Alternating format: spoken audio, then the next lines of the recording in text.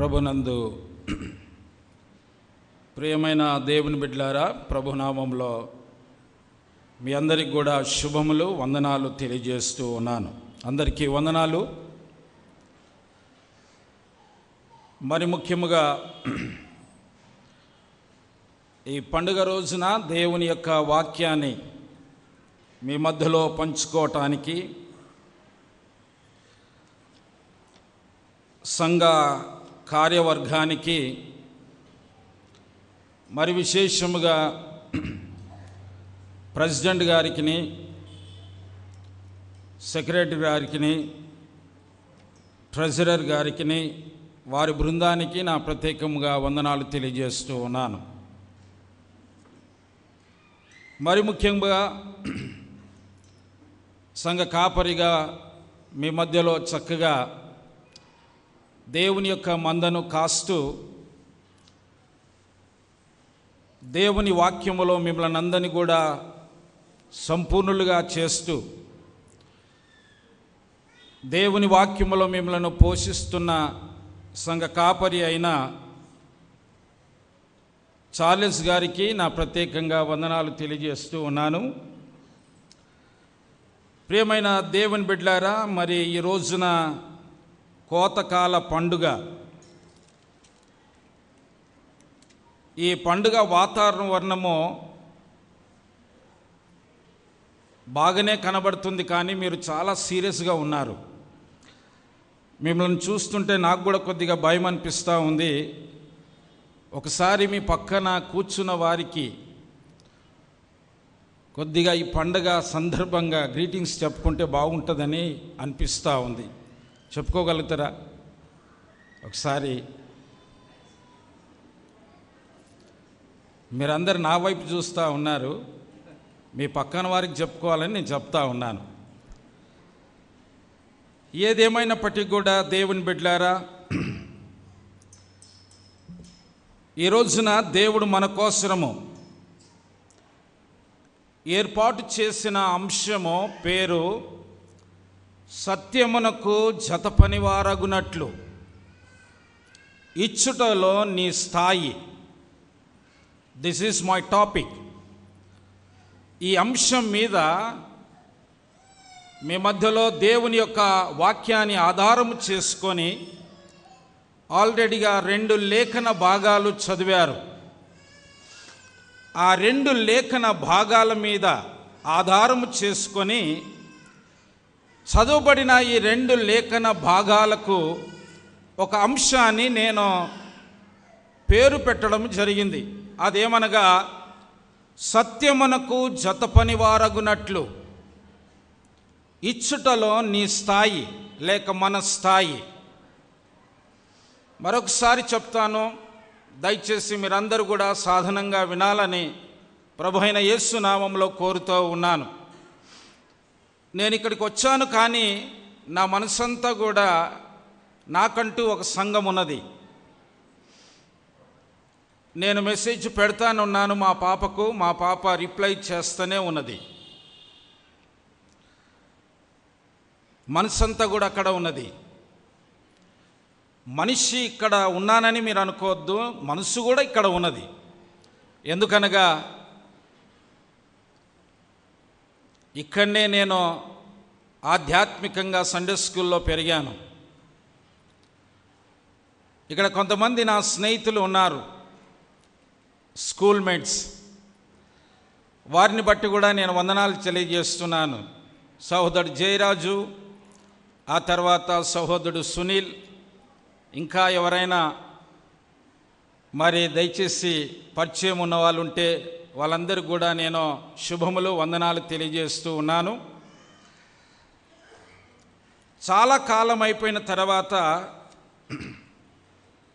సంఘములో ఉంటున్న ఒక సంఘస్థురాలు సంఘ కాపరిని ఈ విధంగా అడిగింది, అయ్యగారు,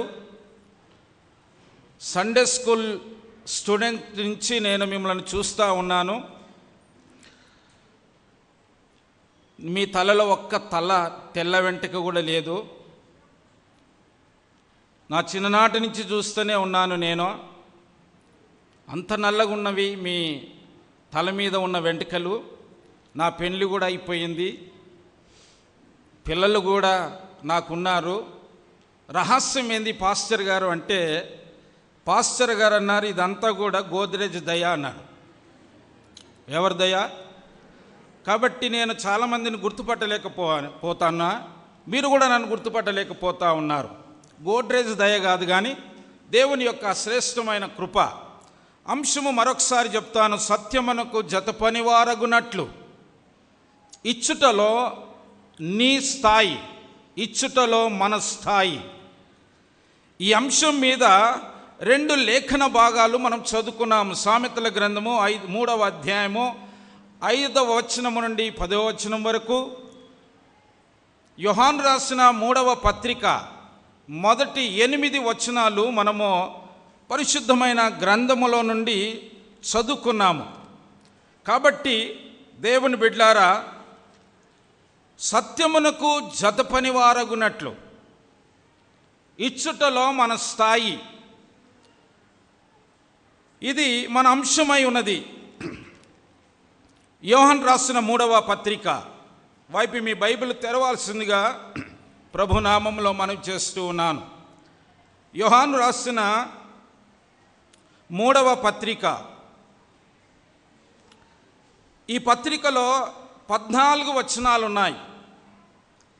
ఈ 14 వచనాలలో మనకు సాక్ష్యము అనే మాట ఒక 5 సార్లు కనబడతా ఉన్నది.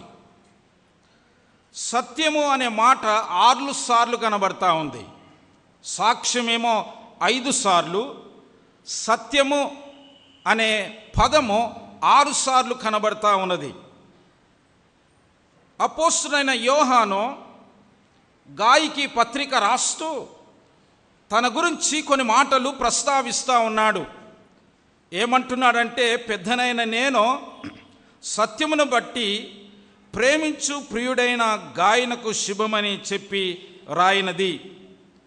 సాక్ష్యము 5 సార్లు, సత్యము 6 సార్లు, ప్రియుడా అనే మాట 4 సార్లు మనము ఈ యొక్క పత్రికలో చూస్తూ ఉన్నాం. 2వ వచనంలో, ప్రియుడా నీ ఆత్మ వర్ధిల్లుచున్న ప్రకారము నీవు అన్ని విషయములలో వర్ధిల్లుచు సౌఖ్యముగా ఉండవలని ప్రార్థించుచున్నాను. నీవు సత్యమును అనుసరించి నడుచుకొనుచున్నావు గనుక సహోదరులు వచ్చి నీ సత్య ప్రవర్తన గురించి సాక్ష్యము చెప్పగా విని బహుగా సంతోషించి తిని.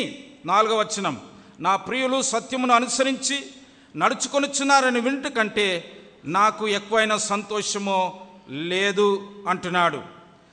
8వ వచనం, మనము సత్యమునకు సహాయకులమగునట్టు అట్టి వారికి ఉపకారము చేయ బద్ధులమై ఉన్నాము. సత్యమునకు సహాయకులమగునట్టు అనే మాట మీద 2వ సంఖ్య ఉన్నది. దయచేసి మీరు గమనించాలి. 2వ సంఖ్య ఉన్నది. ఆ 2వ సంఖ్య ఫుట్ నోట్లో అర్థం ఏంటంటే జత పనివారమగునట్లు అనే మాట చూస్తున్నాం. Are you able to follow me? దయచేసి మీరందరూ కూడా గమనించాల్సిందిగా కోరుతా ఉన్నాను. సత్యమునకు జత వారి మగునట్లు అనే మాట చూస్తూ ఉన్నాం. దేనికి మనము సత్యమునకు పనివారము లేక సత్యమునకు మరి జతవారిగా ఉండాలి? సత్యానికి మనము జత పనివారుగా ఉండాలి. సత్యం అంటే ఏంది? యోహాను సువార్త 14వ అధ్యాయము, యోహాను సువార్త 14వ అధ్యాయము 17వ వచనంలో 14-17 వచనం, సత్యమందు వారిని ప్రతిష్ఠ చేయమో నీ వాక్యమే సత్యము. What is truth? సత్యం అంటే ఏమిటి? దేవుని వాక్యమే సత్యం. దేవుని వాక్యము సత్యమై ఉన్నది. అదే యోహాను సువార్త 1వ అధ్యాయం 1వ వచనములో, యోహాను సువార్త 1వ అధ్యాయం 1వ వచనం, ఆది యందు వాక్యం ఉండెను, వాక్యము దేవుని యొద్ద ఉండెను, వాక్యము దేవుడై ఉండెను. దేవుని వాక్యమే సత్యము, వాక్యమే దేవుడై ఉన్నాడు. 14వ వచనములో ఆ వాక్యము శరీరధారి అయి కృపాసత్య సంపూర్ణుడిగా మన మధ్య నివసించెను. తండ్రి వలన కలిగిన అద్వితీయ కుమారుని మహిమ వలన మనము ఆయన మహిమను కనుగొంటిమి. What is truth? సత్యము ఏమిటి అనగా దేవుని వాక్యమే సత్యం. వాక్యమే దేవుడై ఉన్నాడు. ఆ వాక్యము కృపాసత్య సంపూర్ణుడిగా మన మధ్యలో నివాసము చేస్తూ ఉన్నాడు. ఆ సత్యమైన దేవునికి మనమందరము కూడా జతపనివారముగా ఉన్నాము. ఎప్పుడైతే మనము సత్యానికి జతపనివారం అవుతామో ఇచ్చుటములో అర్థమున్నది. లేకుంటే అది ఒక పండుగనే మిగిలిపోతూ ఉంటుంది. నా ప్రియమైన దేవుని బిడ్డలారా, దేవుని వాక్యము 2 కోణాల్లో బోధిస్తూ ఉన్నది. 2 కోణాల్లో, ఒకటి భౌతికంగానో, రెండవది ఆధ్యాత్మికంగా బోధిస్తూ ఉంది. దేవుని యొక్క జీవము గల దేవుని యొక్క వాక్యము 2 కోణాల్లో, 2 డైమెన్షన్లో దేవుని వాక్యము బోధిస్తూ ఉంది. ఒకటి భౌతికంగానో, రెండవది ఆధ్యాత్మికంగా బోధిస్తూ ఉన్నది. వాక్యములోనికి మనం వెళ్ళక ముందుకు ధర్మశాస్త్రానికి ముందు అబ్రహాము 10వ వంతు ఇచ్చినట్లుగా మనము చూస్తూ ఉన్నాము. స్వచ్ఛందంగా అబ్రహాము 10వ వంతు ఇచ్చినట్లుగా చూస్తున్నాము. ధర్మశాస్త్రానికి ముందు, before the law, as a part of the law, ధర్మశాస్త్రానుసారంగా లేవియకాండం 27వ అధ్యాయం 30 నుంచి 33వ వచనం వరకు తప్పనిసరిగా ఇచ్చినట్లుగా మనం చూస్తూ ఉన్నాము. In the new testament time, కొత్త నిబంధన ప్రకారము 2 కొరింథీయులకు రాసిన పత్రిక 9వ అధ్యాయం 7వ వచనములో చియర్ఫుల్గా, ఉత్సాహముగా ఇచ్చినట్లుగా మనము చూస్తూ ఉన్నాము. బిఫోర్ ద లా, ధర్మశాస్త్రానికి ముందు స్వచ్ఛందంగా ఇచ్చారు. ధర్మశాస్త్రానుసారంగా తప్పనిసరిగా ఇచ్చారు. కొత్త నిబంధన ప్రకారముగా చియర్ఫుల్గా, ఉత్సాహముగా దేవునికి ఇచ్చినట్లుగా మనము చూస్తూ ఉన్నాం. దేవుని వాక్యము 2 డైమెన్షన్లో మాట్లాడుతుందని ముందుగానే చెప్పాను. ఒకటి భౌతికంగాను, రెండవది ఆధ్యాత్మికంగాను. దేవుని యొక్క వాక్యము ఎలాంటిది అనగా, పరలోకము గురించి మాట్లాడితే నరకము గురించి కూడా మాట్లాడుతుంది. ఆశీర్వాదాల గురించి మాట్లాడితే శాపాల గురించి కూడా మాట్లాడుతుంది. దేవుని వాక్యము వెలుగు గురించి మాట్లాడితే దేవుని వాక్యము చీకటి గురించి కూడా మాట్లాడుతుంది. దేవుని వాక్యము పరిశుద్ధత గురించి మాట్లాడితే దేవుని వాక్యము పాపము గురించి కూడా మాట్లాడుతుంది. దేవుని వాక్యము నీతిమంతుని గురించి మాట్లాడితే దేవుని వాక్యము భక్తిహీనుల గురించి కూడా మాట్లాడుతుంది. దేవుని వాక్యము సత్యము గురించి మాట్లాడితే దేవుని యొక్క వాక్యము అసత్యము గురించి మాట్లాడుతుంది. ప్లీజ్ రిమెంబర్, దేవుని యొక్క వాక్యము 2 డైమెన్షన్లో మాట్లాడుతూ ఉన్నది. ఒకటి భౌతికంగాను, రెండవది ఆధ్యాత్మికంగాను మాట్లాడుతూ ఉన్నది. సత్యమునకు జతి పనివారగునట్లు ఇచ్చటంలో మన స్థాయి ఏ విధంగా ఉన్నదో మనమందరం కూడా ఆలోచించవలసిన వారంగా ఉన్నాము. మొదటిది ప్రథమ ఫలము ఇచ్చుట. నిర్గమకాండం 23వ అధ్యాయము 14వ వచనం. నిర్గమకాండము 23వ అధ్యాయము 14 నుంచి 16వ వచనం వరకు ఎవరైనా చదివి వినిపించాల్సిందిగా కోరుతా ఉన్నాను. అమ్మా,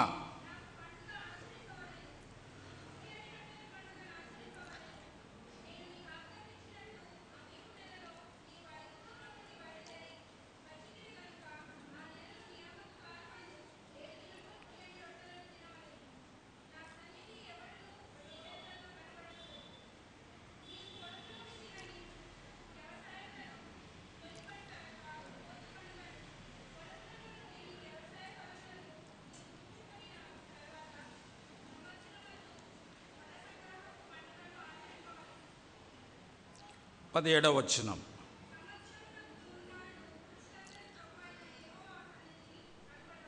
ప్రథమ ఫలము ఇచ్చుట, ఇది మొదటిది. ఏం ఫలం ఇవ్వాలి? ప్రథమ ఫలము ఇవ్వాలి. ప్రథమ ఫలములు ఇచ్చుటములో మనము తెలుసుకోవాల్సింది 3 విషయాలు ఉన్నాయి. ఒకటి, జ్యేష్ఠత్వం ఇవ్వాలి, ఫస్ట్ బోర్న్. రెండవది, శ్రేష్టమైనది ఇవ్వాలి. మూడవది, ఇష్టమైనది ఇవ్వాలి. దేవునికి మనము ప్రథమ ఫలము ఇవ్వాలి. ఇది మన బాధ్యత, ఇది మన కర్తవ్యం. ఎందుకనగా దేవుడు మన జీవితంలో అనేకమైన ఉపకారములు, మేళ్ళు దేవుడు చేస్తూనే ఉన్నాడు.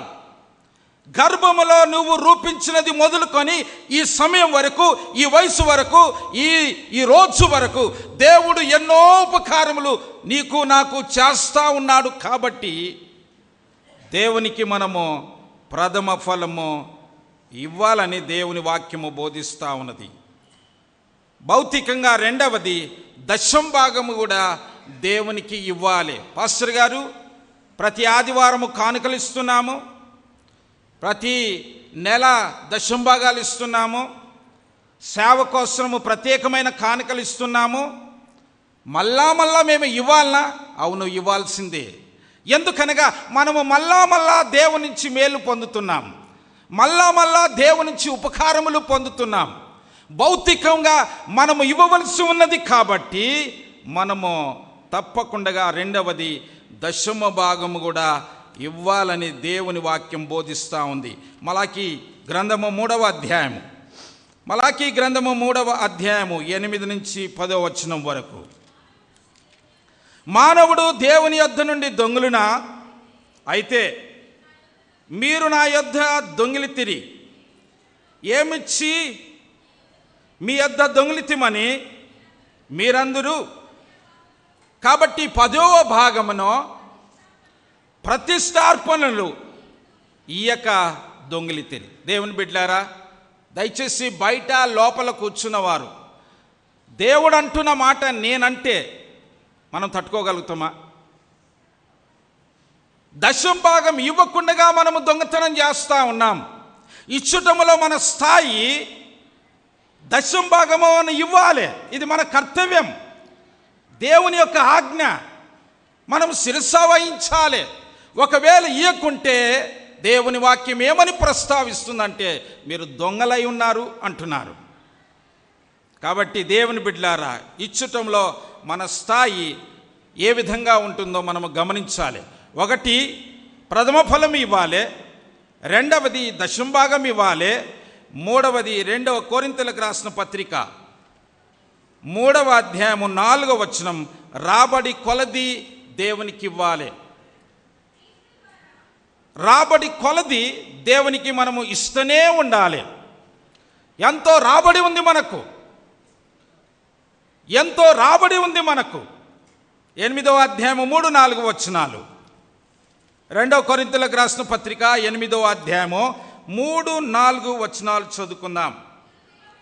ఈ కృప విషయములోను పరిశుద్ధుల కొరకైన పరిచర్యలో పాలు పొందు విషయంలోనూ మనపూర్వకంగా మమ్మను వేడుకొనుచు, వారు తమ సామర్థ్యము కొలది కాక సామర్థ్యము కంటే ఎక్కువగాను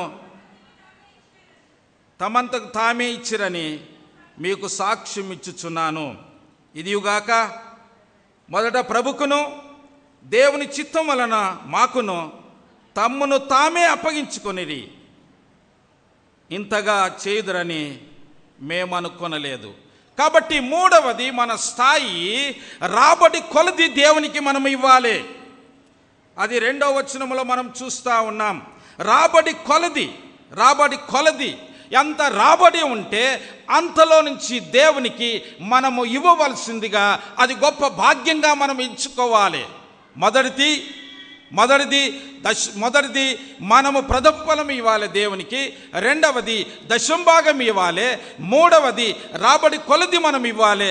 నాలుగవది 2వ కొరింథీయులకు రాసిన పత్రిక 9వ అధ్యాయము 5 నుంచి 8వ వచనం వరకు మనం చదివితే ధారాళంగా ఇచ్చుట. దేవునికి మనము ధారాళంగా ఇవ్వాలి దేవునికి మనము. పిసినారితనము కాకుండా ధారాళంగా మనస్సు పూర్తిగా శ్రేష్టమైనది ఇవ్వాలి, ఇష్టమైనది దేవునికి ఇవ్వాలి. 5వది మొదటి రాజుల గ్రంథము 17వ అధ్యాయం మనం చదివితే ఆఖరిది ఇచ్చింది. ఆ విధవరాలు ఇంట్లో ఏమున్నది? కొద్దిగా పిండి ఉన్నది, కొద్దిగా నూనె ఉన్నది.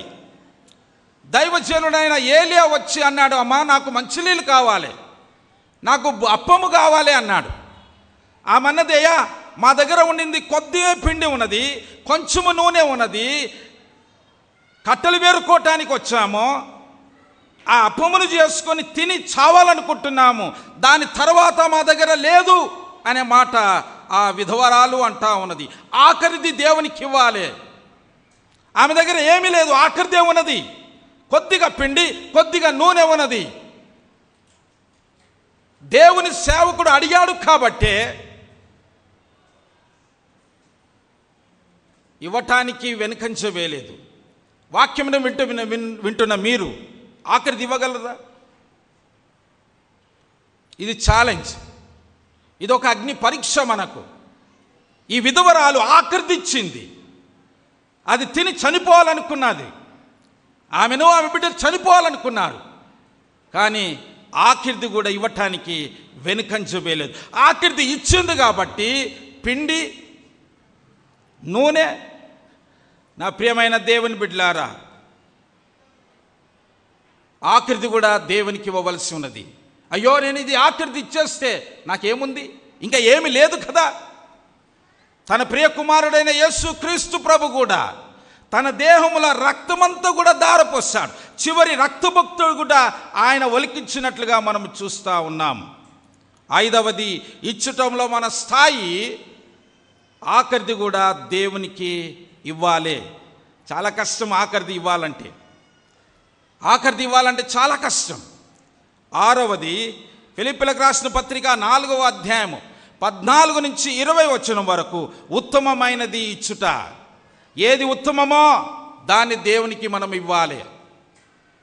ఉత్తమమైనది దేవునికి ఇవ్వాలి. మనము దేవుడు ఉత్తమమైన దేవుడు, మనం శ్రేష్టమైన దేవుడు, అతి పరిశుద్ధమైన దేవుడు. ఆ దేవునికి మనము 6వది ఉత్తమమైనది దేవునికి ఇవ్వాలి. మనము ఫిలిప్పీలకు రాసిన పత్రిక 4వ అధ్యాయము 14వ వచనం నుండి 20 వచనం వరకు దయచేసి మీరు చదువుకోండి.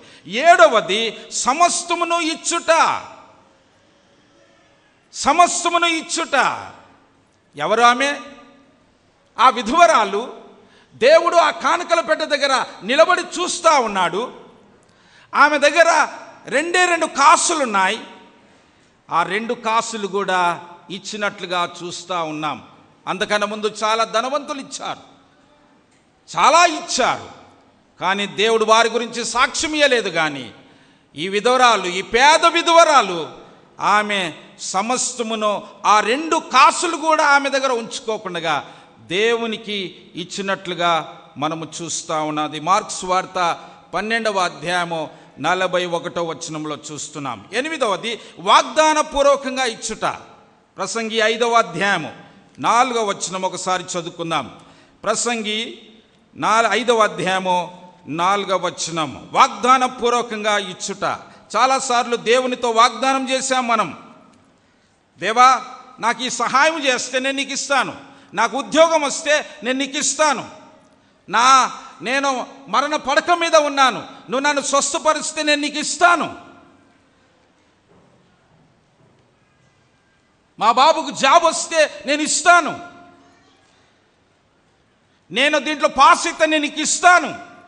ఈ విధంగా ప్రసంగి 5వ అధ్యాయము 4వ వచనం ఒకసారి చదువుకుందాం. 5వ అధ్యాయం 4వ వచనం. నీవు దేవునికి మొక్కుబడి చేసుకునేలా దానిని చెల్లించుటకు ఆలస్యము చేయకుము. ఎన్నో పెండింగ్స్ ఉన్నాయి, ఎన్నోసార్లు మాట ఇచ్చాం, మాట తప్పాం. వాటినన్నిటిని కూడా ఈ వాక్యం వింటున్న నీవు క్లియర్ ఆఫ్ చేసుకోవడం ఎంతైనా మంచిది. దేవునితో వాగ్దానం చేశాం, నీతిమంతుడు మాట ఇస్తే మాట తప్పడు. కాబట్టి మనం మాటను నిలుపుకోవాలి. దేవునితో వాగ్దానం చేశాం, ఆలస్యం చేయటానికి వీలు లేదు. ఒకవేళ మనము వాగ్దానం చేయకుండా ఉండాలి, కానీ దేవునితో వాగ్దానం చేసి, నిజంగా దేవుని బిడ్డలారా, ఇక్కడ కూర్చొని వాక్యం వింటున్న మీరు వాగ్దానం పూర్వకంగా ఇవ్వాలి. ఇదే సమయం, ఇదే అనుకూలమైన సమయం. దేవుడు నీకు మరొక అవకాశం ఇచ్చాడు. కాబట్టి దేవునితో నువ్వేమైతే వాగ్దానాలు చేశావో, నేను మర్చిపోయామేమో, కానీ దేవుడు మర్చిపోకుండా ఆయన నీకు జ్ఞాపకం చేస్తూ ఉన్నాడు. వాటిని మనము క్లియర్ ఆఫ్ చేసుకోవడము ఎంతైనా మంచిది. 2 కొరింథీయులకు రాసిన పత్రిక 8వ అధ్యాయము 4వ వచనం, సామర్థ్యము కంటే ఎక్కువగా ఇచ్చుట. సామర్థ్యము కంటే ఎక్కువగా ఇచ్చుట. సామర్థ్యము కంటే ఎక్కువగా ఇచ్చుట. చాలా కష్టమైనటివి ఇవన్నీ కూడా. సామర్థ్యము కంటే, శక్తి లోపము లేకుండగా, భరించని కాకుండగా దేవునికి ఇవ్వడం అనేది చాలా కష్టమైనది. కానీ ఇచ్చినవాడు చెడిపోలేదు, ఇయ్యనివాడు ఎవడు కూడా బాగుపడలేదు. దేవునికి ఇవ్వటానికి అనేక సార్లు మనము వెనకంజ వేస్తూ ఉన్నాం. కాబట్టి దేవుని వాక్యం అంటుంది, సామర్థ్యము కంటే ఎక్కువగా నువ్వు దేవునికి ఇవ్వాల్సిందిగా కోరుతా ఉన్నాను. 9 విషయాలు త్వరగా చెప్పాను. 1, ప్రథమ ఫలము ఇవ్వాలి. 2వది దశంభాగం ఇవ్వాలి. రాబడి కొలది ఇచ్చుట. 4వది ధారాళంగా ఇచ్చుట. 5వది ఆఖరిది ఇచ్చుట. 6వది ఉత్తమమైన దాన్ని ఇచ్చుట. 7వది సమస్తమును ఇచ్చుట. 8వది వాగ్దాన పూర్వకంగా ఇచ్చుట. 9వది సామర్థ్యము కంటే ఎక్కువగా ఇచ్చుట. ఇవి భౌతికమైనటివి. భౌతికంగా చాలామంది ఇస్తారు, క్రైస్తవులే కాదు. క్రైస్తవుల కంటే క్రైస్తవులు కాని వారు ఎక్కువగా ఇస్తున్నారు. కోట్ల రూపాయలు ఇస్తున్నారు. 2 కొరింథీయులకు రాసిన పత్రిక 8వ అధ్యాయము 5వ వచనము మనం ఆధ్యాత్మికంగా చూసుకుందాము కొన్ని మాటలు. 2 కొరింథీయులకు రాసిన పత్రిక 8వ అధ్యాయము 5వ వచనం.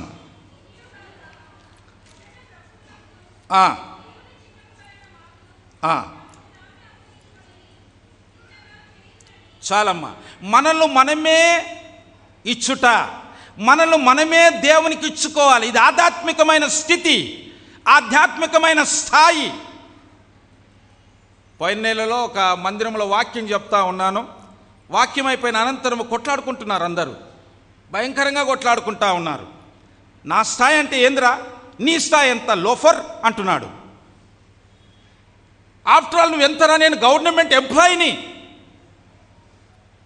నా స్థాయి ఎక్కడా, నీ స్థాయి ఎక్కడా? దేవుని బిడ్డలారా, మనల్ని మనమే దేవునికి ఇచ్చుకోవాలి. ఇది చాలా కష్టమైనది. భౌతికంగా మనం ఇస్తాము, కానీ మనము దేవునికి ఇచ్చుకోవడంలో చాలా కష్టమైంది. ఇక్కడ ఉండి నేను ఒక ప్రశ్న వేస్తాను, మీరు ఎంతమంది దేవునికి ఇచ్చుకున్నారు మిమ్మల్ని మీరు? Is there a count? Can you show your hand? సంపూర్ణంగా నేను 100%గా నన్ను నేను దేవునికి ఇచ్చుకున్నా. It is no longer I belong to myself, I belong to Christ. నేను దేవునికి సంబంధించిన వాణ్ణి. పౌలు అంటాడు, నేను క్రీస్తుతో పాటు సిలువేయబడ్డాను, ఇక మీదట జీవించేవాడిని నేను కాదు, క్రీస్తే నా యందు జీవిస్తున్నాడు. ఇది ఆధ్యాత్మికమైనది, ఇది లెక్కలోనికి వస్తుంది. మనల్ని మనమే దేవునికి ఇచ్చుకోవడం, మనల్ని మనమే దేవునికి సమర్పించుకోవడం, మనల్ని మనము దేవునికి ఇచ్చుకోవాలి. దేవుడు చెప్పగలుగుతాడా దేవుడు మన విషయంలో, నువ్వు నా బిడ్డవని? దేవుడు చెప్పగలుగుతాడా నువ్వు నావానివని? తండ్రి అయిన దేవుడు తన కుమారుడైన యేసు ప్రభు గురించి చెప్తున్నాడు, ఈయన నా ప్రియ కుమారుడు, ఈయనందు నేను ఆనందిస్తున్నాను. ఈ belongs to me, I belong to him.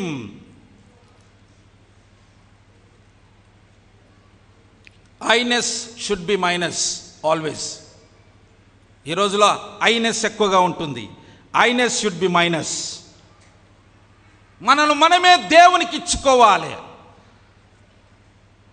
రోమీలకు రాసిన పత్రిక 2వ రోమీయులకు రాసిన పత్రిక 12వ అధ్యాయము 1వ వచనం. కాబట్టి సహోదరులారా, పరిశుద్ధమును దేవునికి అనుకూలమునైన సజీవ యాగముగా మీ శరీరములను ఆయనకు సమర్పించుకున్నాడని దేవుని వాక్యములను బట్టి మిమ్మలను బతిమాలు కొనుచున్నాను. ఇటు సేవ మీకు యుక్తమైనది. రెండవది, సజీవ యాగముగా శరీరములను అప్పగించుకున్నది. ఎవరు పరిపాలిస్తున్నాడు మన శరీరాలను? There is a wrong theology.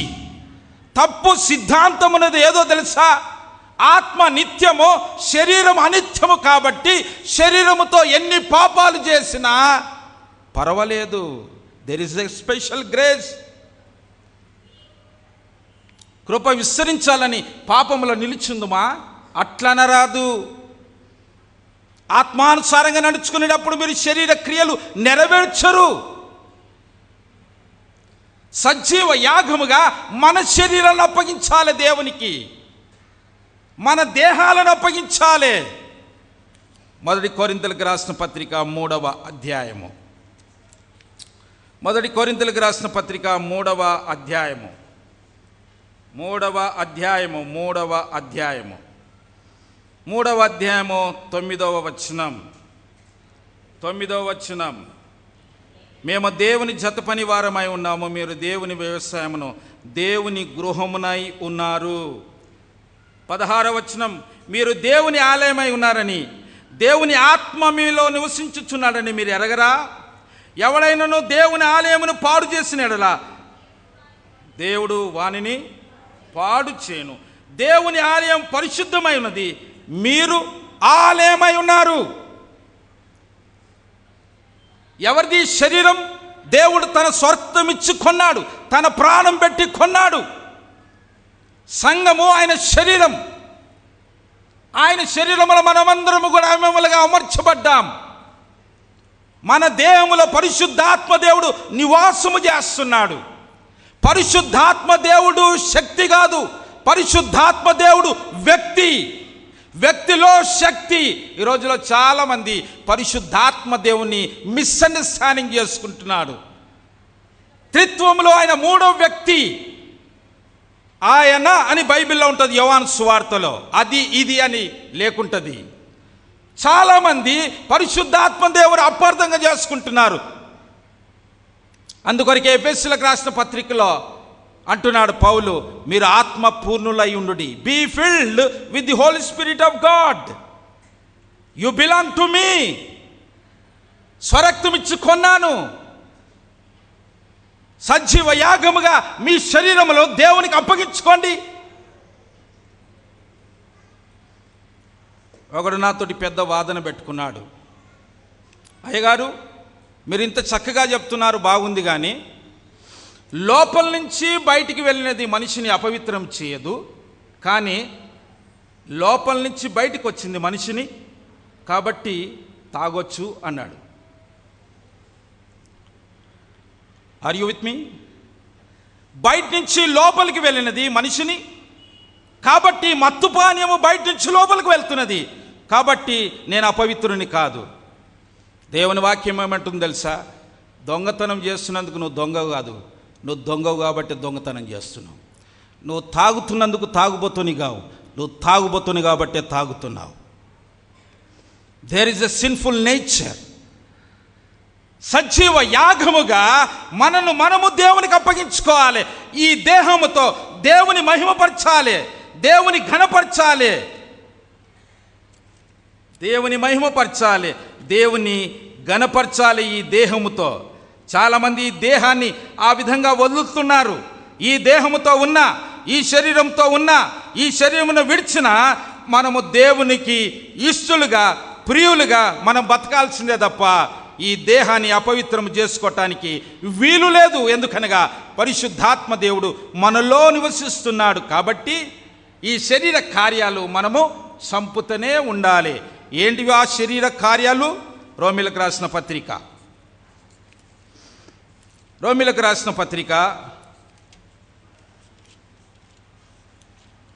8వ అధ్యాయము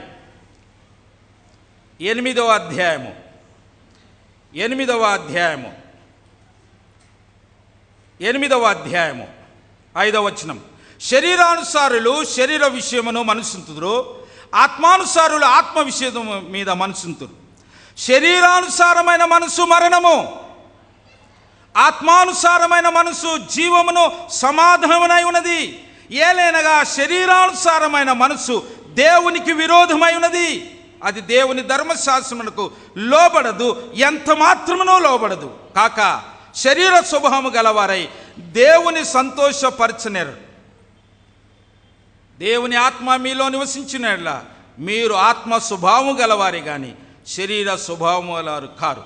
ఎవడైనా క్రీస్తు ఆత్మ లేనివాడైతే వాడు ఆయన వాడు కాడు. కాబట్టి దేవుని బిడ్డలారా, మీరు ఆత్మానుసారంగా నడుచుకునేటప్పుడు మీరు శరీర క్రియలు నెరవేర్చరు. కాబట్టి శరీరానుసారులు శరీరం మీద మనసు ఉంచుతారు. వాక్యం ఏంటో మీకు అడావుడు ఏముందో తెలుసా? తొందర ముగిస్తే మేము తయారు చేసిన పిండి వంటలు అందరూ తిని మమ్మల్ని అభినందిస్తారు కదా. Where is your mind? ఎక్కడ పెట్టావు మనసు? ఎక్కడ పెట్టావు మనసు? నన్ను ఒక దగ్గర వాక్యానికి పిలిచారు. లక్షల రూపాయలు పెట్టి ఖర్చు పెట్టారు. నన్ను ప్రసంగిగా పిలిచి నన్ను అంటారు, పాస్టర్ గారు 5 నిమిషాలు చెప్పండి అన్నారు. 5 నిమిషాల కోసం నన్ను ఎందుకు పిలిచావు? లేదండి, వండుకున్న వంట అంతా కూడా చల్లగా అయిపోతుంది, కుక్కలకు పడేసుకో. ఆత్మానుసారంగా నడుచుకునండి, అప్పుడు మీరు శరీర క్రియలు నెరవేర్చరు. ఏంటి వా శరీర క్రియలు? దళితులకు రాసిన పత్రిక 5వ అధ్యాయము 19వ వచనం. శరీర కార్యములు స్పష్టమై ఉన్నవి. అవేవనగా జారత్వం,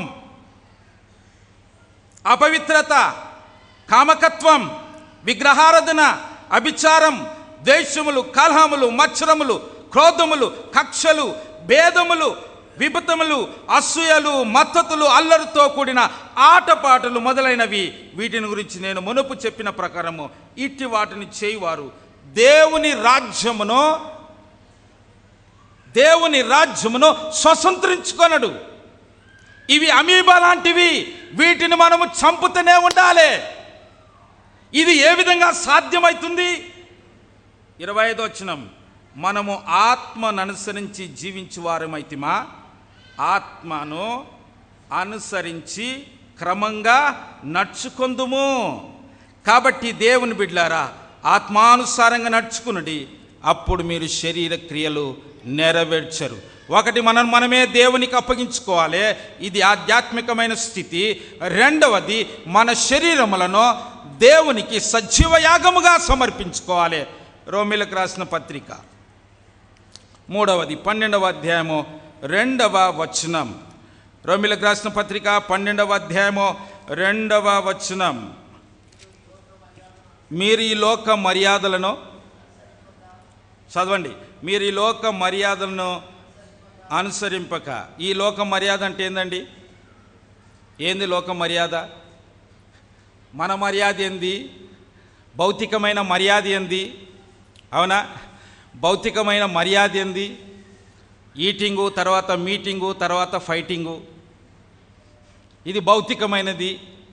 తెలంగాణలో ముక్క ఉందంటే చుక్క ఉన్నట్లే. ఇది లోక మర్యాద. మీరు ఈ లోక మర్యాదను అనుసరింపక. ఎందుకనగా దేవుడు ఈ లోకంలో నుంచి నిన్ను వేరుపరుచుకున్నాడు. దేవుడు నన్ను వేరుపరిచాడు.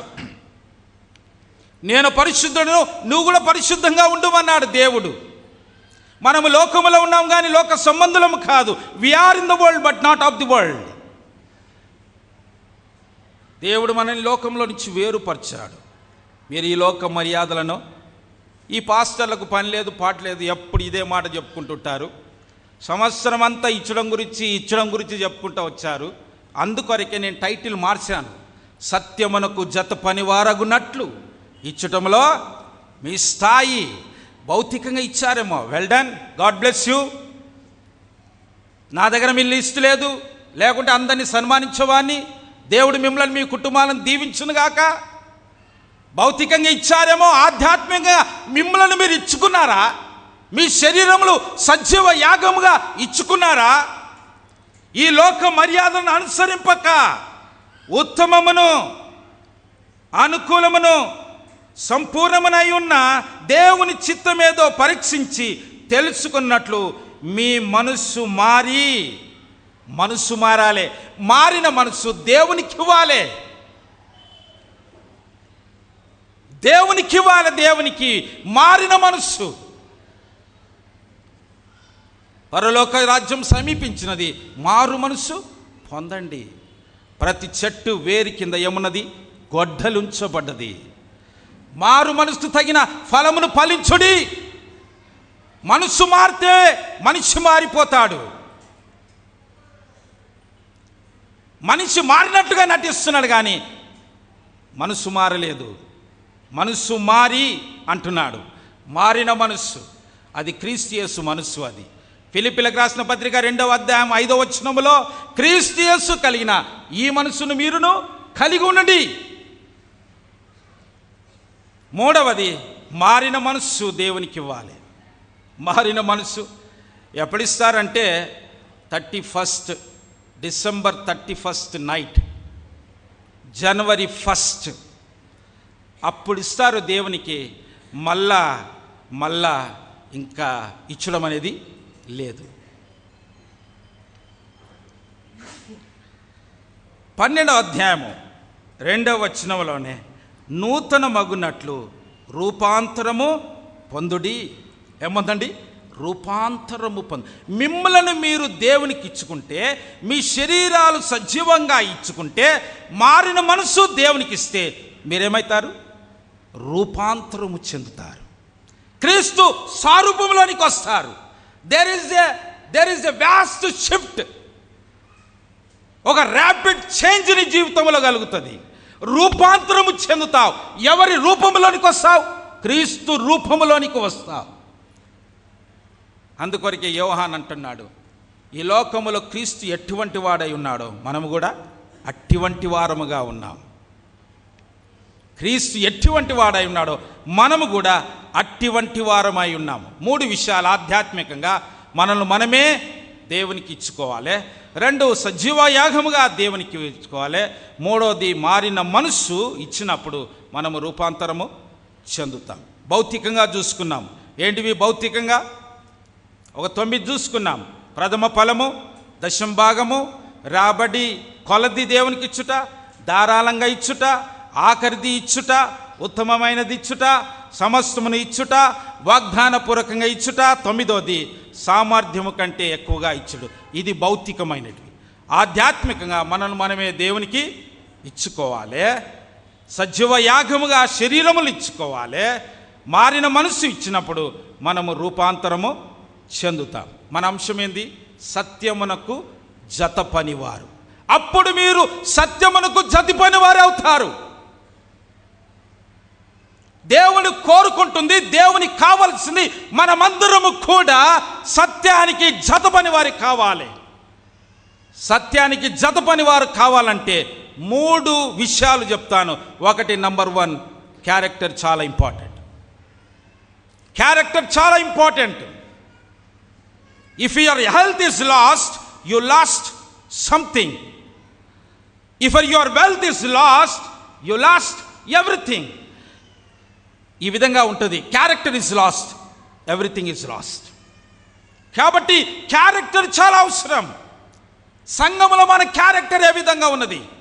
కుటుంబంలో మన క్యారెక్టర్ ఎట్లా ఉన్నది? మనం పనిచేస్తున్న ఆ పని వాతావరణంలో ఎట్లా ఉన్నది? మన కొలీగ్స్ ద్వారా మనం ఎట్లా ఉన్నాం? సంఘంలో బాగా ఉండొచ్చు, సమాజంలో మనం క్యారెక్టర్ ఎట్లా ఉంది? వ్యక్తిత్వం చాలా అవసరం అనేది.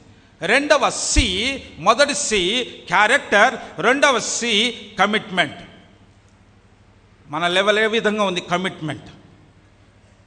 చాలా సమర్పణ చాలా అవసరం. సమర్పణ జీవితము చాలా అవసరం. మొదటి సి క్యారెక్టర్, 2వ సి కమిట్మెంట్, 3వ సి కాంపిటెన్సీ. కాంపిటెన్సీ కూడా చాలా అవసరమైనది. దేవుని బిడ్డలారా, 2 డైమెన్షన్లో దేవుడు మీతో మాట్లాడు. ఒకటి భౌతికంగా మాట్లాడాడు, 2వది ఆధ్యాత్మికంగా మాట్లాడాడు. ఇంకా ఎవరైనా మిమ్మల్ని మీరు దేవునికి సమర్పించుకోకుంటే భౌతికంగా ఇస్తున్నారేమో, దాంతో సరిపెట్టుకోవాకండి. ఆధ్యాత్మికంగా మిమ్మల్ని మీరు దేవునికి ఇచ్చుకోండి, మీ పిల్లల్ని ఇచ్చుకోండి, మీరు ఇచ్చుకోండి. అప్పుడు మీరు గొప్ప చేంజ్, గొప్ప మార్పు మీ జీవితంలో చూస్తారు. అట్టి కృపా దేవుడు మీ అందరికీ అనుగ్రహించుగాక. కళ్ళు మూసుకుందాం, ప్రార్థన చేసుకొని ముగించుకుందాం.